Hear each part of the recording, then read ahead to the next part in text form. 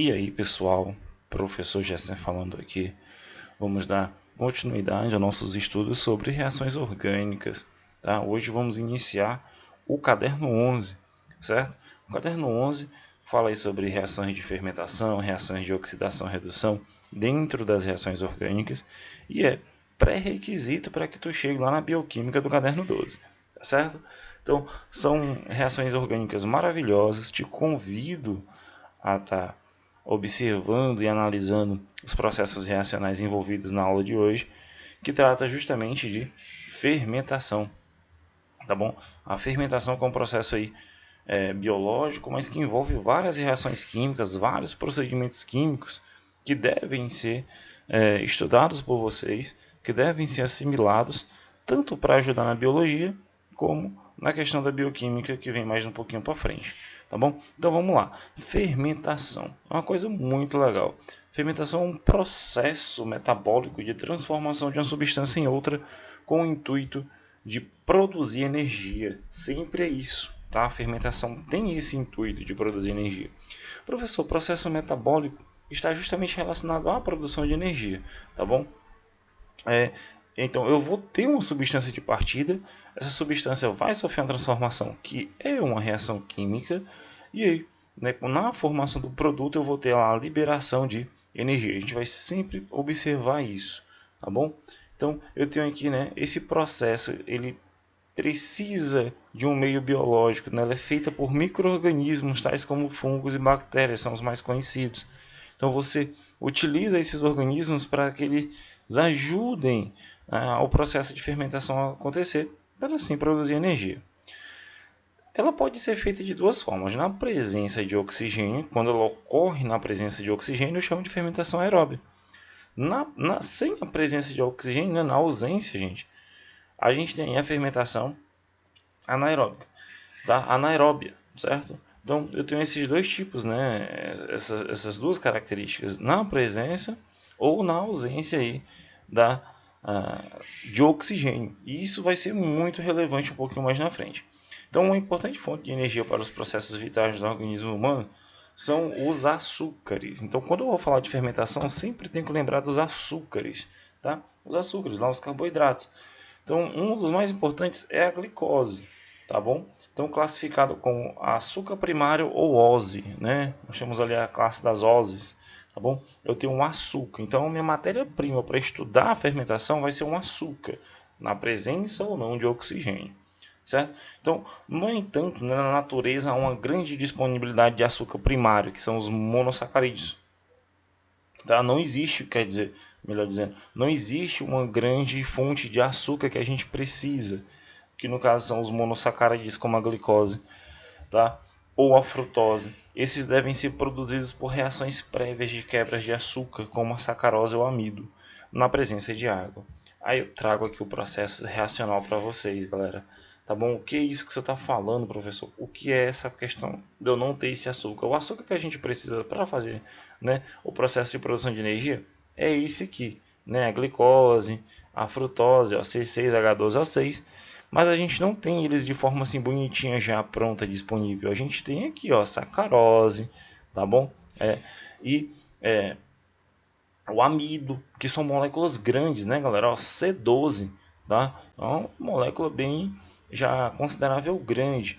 Então essa molécula ela precisa sofrer o processo de hidrólise, né? A reação de hidrólise, a gente já lembra que é a reação com água, galera, né? Reação de hidrólise, eu já percebo aqui, ó, eu pego a minha sacarose, ela vai sofrer reação com água, e aí eu tenho um processo de hidrólise para poder quebrar essa molécula aqui, galera, em partes menores e formar glicose e frutose, que é o que o ser humano precisa para obter energia, que são açúcares primários, tá? São chamados de oses, né? Justamente por conta dessa finalização do nome aqui, ó, é uma ose, né?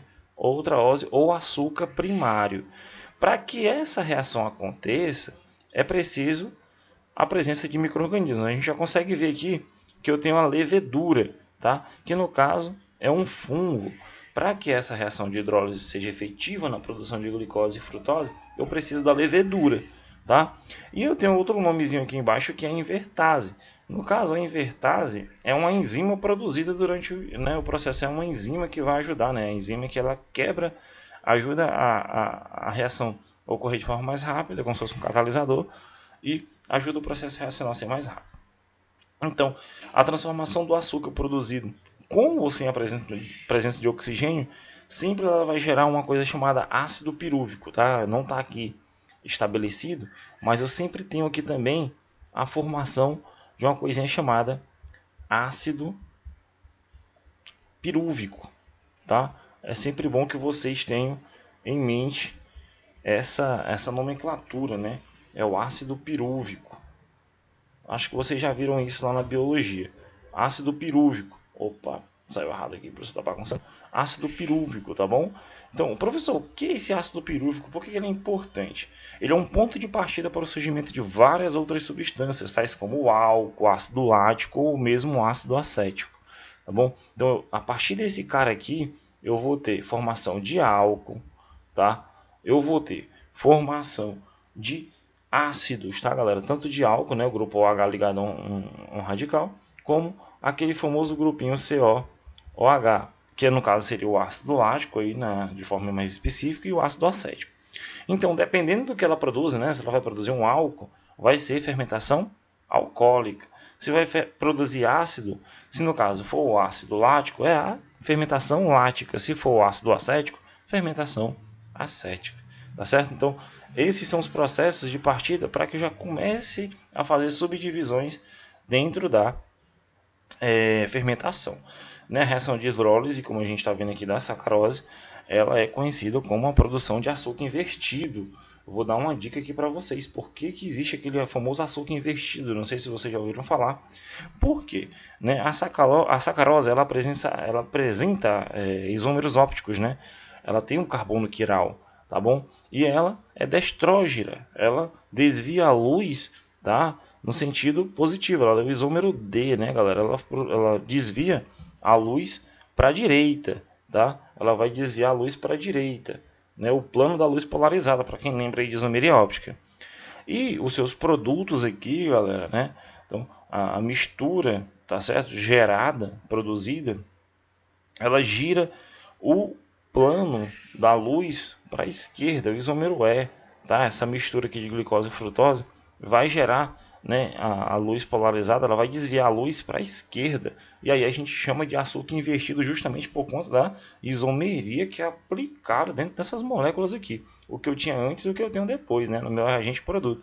Então, elas vão desviar aí o plano da luz, e aí eu tenho o famoso açúcar invertido, para quem às vezes entra em contato com esses nomes, né? A gente consegue ver aí na mídia, às vezes, a questão do açúcar invertido. A primeira fermentação, quando eu gero álcool, né, eu tenho a fermentação alcoólica, né, produção química de açúcares, especialmente a glicose, em etanol e dióxido de carbono. Etanol, que é um álcool, né, pessoal? Muito conhecido aí. A gente tem a fermentação alcoólica, que é um processo de transformação química desse açúcar, sempre com a produção de álcool. Por isso que é a fermentação alcoólica, né? Eu tenho ali o ácido pirúvico, e ele vai ser de partida para me produzir um álcool. Realizada por micro-organismos também, tá? Ela vai ser realizada por micro-organismos, ela é anaeróbica, isso quer dizer sem a presença de oxigênio, né? Pois se desenvolve na ausência do oxigênio, e ela libera, pessoal, tá? Uma coisa muito interessante que é o CO2, tá bom? O CO2 ele é liberado no processo, e isso é muito importante, né? E dá uma impressão de uma impressão de fervura, né? Que é como se estivesse fervendo alguma coisa dentro de um caldeirão. Aí vem o nome fermentação, tá? Por isso que vem o nome fermentação, justamente por causa desse processo, que vem lá do latim fermentare, tá? Que foi atribuído por Louis Pasteur, tá bom? Eu tenho aqui o processo reacional para vocês, que é o que interessa para a gente, tá bom? Além do processo de formação de CO2, tá? Que é o que eu estou vendo aqui, ó. Liberação do gás carbônico, que é um óxido, tá? E produção de energia, já a gente fala disso. Eu tenho a glicose, que já é meu açúcar primário, né, uma ose. Ela vai estar na presença de levedura, que é um fungo, e as imases, no caso aqui para a fermentação alcoólica, tá? É uma enzima. Isso daqui vai ajudar a formar o álcool, que é o etanol. Por que eu sei que é álcool, galera? Porque eu tenho aqui uma hidroxila ligada no carbono saturado, que só tem ligações simples. E eu tenho a formação de CO2, o álcool, né, utilizado como combustível, muito eficiente aí na produção na produção de combustível, certo? Que é o álcool que é muito consumido. E eu também tenho um CO2. Professor, para que serve CO2? CO2 é um gás, certo? Ele é um gás, ele vai estar na fase gasosa. E ele é muito utilizado na produção de alimento, tá? Por exemplo, no preparo da massa de pão ou de bolo, né? Em que os fermentos, né? As leveduras, no caso, o fermento é a levedura, tá? Aquele fermento biológico que a gente compra no supermercado para fazer o bolo crescer. Ele produz lá o açúcar, né? Você coloca o açúcar na massa do bolo, a levedura vai consumir esse açúcar, produzir o álcool e o gás carbônico. E o gás carbônico, né, ele vai fazer com que a massa cresça, tá bom? Ele vai formar aquela textura fofinha. Professor, e o álcool, né, que é produzido dentro do bolo? Por que eu não sinto o gosto do álcool? Porque aí, no caso, quando tu tá aquecendo lá, assando o bolo, esse álcool aqui ele vai ser consumido, ele vai ser evaporado, tá bom? E ele não vai estar dentro do processo. E eu ainda tenho aqui a questão da energia. A energia tá no meu produto, então ela está sendo liberada, ela vai embora, tá? Então, se eu tenho energia sendo liberada, esse processo é exotérmico, tá bom? É produção de energia, liberação de energia por meio. Então, eu tenho que ter muita atenção nisso, tá bom? Eu tenho vários aspectos, né? A produção de combustível, a questão do CO2 para a produção de massa de pão e bolo, e ainda o processo de energia. Eu falei lá que a fermentação, o intuito dela é a reação de uma substância com o intuito de produzir energia. Por isso que ela é exotérmica, tá? É liberação de energia. Então, essa é a fermentação alcoólica. A próxima fermentação, fermentação lática, tá? Ela também é anaeróbia, quer dizer, desenvolve na ausência de oxigênio. Então, o açúcar eles são parcialmente oxidados, certo? Então, existe a liberação de energia, o processo é exotérmico, como na fermentação alcoólica. Eu vou ter produção de compostos orgânicos, principalmente o ácido lático, por isso que o nome é fermentação láctica. E aí eu tenho o processo reacional. Eu tenho o açúcar primário, que vem lá da minha sacarose. Eu tenho aqui a glicose, ela vai ser quebrada, né? Ela vai ser parcialmente oxidada, tá bom? E aí eu tenho a formação do ácido lático. Professor, onde é que eu identifico o ácido aqui? Esse grupão aqui, galera. Esse grupo aqui é o ácido, tá bom? Esse grupo aqui, ó, COOH, que também pode ser simplificado dessa forma, né? Ó, COOH, tá bom? Ele é o que representa o ácido. No caso aqui é o ácido lático, que é a estrutura do ácido lático, mais energia, indicando que está sendo liberado, porque está no produto, né? A gente estudou isso lá na termodinâmica. Esse processo é exotérmico, né? Confirmando o que a gente acabou de falar aqui no slide. Tá certo? Então, para que isso aconteça, professor, acabou não colocando aqui, né? Mas existem bactérias, tá? Que ajudam, bactérias ácido-láticas, né? Ela é responsável pela transformação e assume importante papel na produção e conservação de produtos alimentares. O iogurte, por exemplo, né, ele é produzido na fermentação lática, em que as bactérias, no caso os lactobacilos, eles consomem a glicose do leite, tá? E aí acabam produzindo ácido lático, tá bom? Que gera o processo de fermentação lá e forma o iogurte. Então, para a indústria alimentícia é muito legal isso aqui, tá? Eu dou muito valor para a fermentação lática, eu dou parabéns para ela, porque eu adoro iogurte. Né, os produtos que são produzidos aí em formação de ácido lático, mas existe coisa ruim também, né, que me atormenta muito, que no caso é as cãibras, tá? As cãibras elas são contrações involuntárias e dolorosas nos músculos esqueléticos por causa da produção do ácido lático. Então essa fermentação acontece dentro do nosso organismo.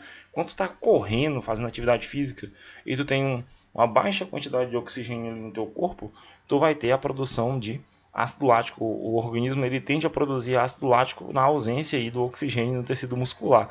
O organismo vê que tu tem pouco oxigênio, tá? E aí ele acaba produzindo fermentação lática e gera, né, a cãibra, tá bom? Esse ácido lático ele é espalhado no músculo e acaba gerando o que a gente sente como cãibra. Quem já sentiu sabe o que eu estou falando, né? E aí tem uma mulher esticando a musculatura da perna de um homem para aliviar a dor causada pelas câimbras, né? Se você puxar a pontinha do dedo, ajuda com isso. Mas vamos para frente que a gente não vai fazer aqui essa análise mais específica não. A última fermentação que eu vou falar para vocês hoje é a fermentação acética, né? A fermentação acética é um processo de oxidação do etanol em que o produto final é o ácido acético. Então, se eu tenho produção de ácido acético no final da minha fermentação, eu tenho o ácido acético. Só que ela é um pouquinho mais complicada, porque ela acontece em duas etapas. É um processo empregado na produção de vinagre comum e do ácido acético industrial. Então já é de forma econômica é muito legal, porque vinagre todo mundo usa, existe uma produção muito grande no mundo, tá? E a fermentação acética é que é responsável por isso. Então ela acontece, pessoal, vocês têm que prestar atenção que a fermentação acética ela acontece em 2 etapas, tá? E ela também é empregada com a presença de micro-organismos, são as acetobactérias, que são responsáveis pela transformação do álcool em ácido acético e CO2. Por isso que vocês estão vendo aqui a primeira etapa, tá? Eu tenho a glicose, tá? O açúcar, e ele vai ser transformado, né, na presença de micro-organismos em álcool e CO2 e energia. Então eu tenho aqui a fermentação alcoólica, né, como a gente já tinha percebido. Então o primeiro processo é a fermentação alcoólica. Eu tenho aqui o meu etanol sendo produzido. Esse etanol, né, ele vai ser parcialmente oxidado. Tá bom? Por isso que eu tenho aqui a concentração de oxigênio, né, galera? Mas representando a oxidação. E no final eu tenho o grupo aqui, ó, COH, tá? O grupo COOH, tá bom? Formando o meu ácido acético, né? O ácido etanóico. Eu tenho 2 carbonos, né? Ácido acético. O nome usual é ácido acético, mas o nome oficial é ácido etanóico, tá bom? Ele corta aqui essas 2 moléculas de álcool, porque, né, segundo a lei de Hess, eu posso cancelar, eles estão em lados opostos das reações, né, galera? E aí, no final, o que vai me importar aqui é o produto final, né? Certo? Então, de forma geral, uma reação global para esse processo, eu tenho a glicose sendo aí parcialmente oxidada, tá? Um processo de oxidação do etanol, eu vou ter o processo de oxidação. Você vê que o etanol não aparece aqui justamente porque ele está aqui nas semi-reações, e eu tenho a formação de ácido acético aqui no final, que no caso é o vinagre, e também tenho a questão do gás carbônico sendo liberado. Ela acontece em 2 etapas, reação fermentação alcoólica e reação de oxidação, e a fermentação acética no final com a produção do ácido acético. Você viu o ácido acético no final, é fermentação acética, tá bom? A gente fica por aqui e até a próxima aula de Química Orgânica.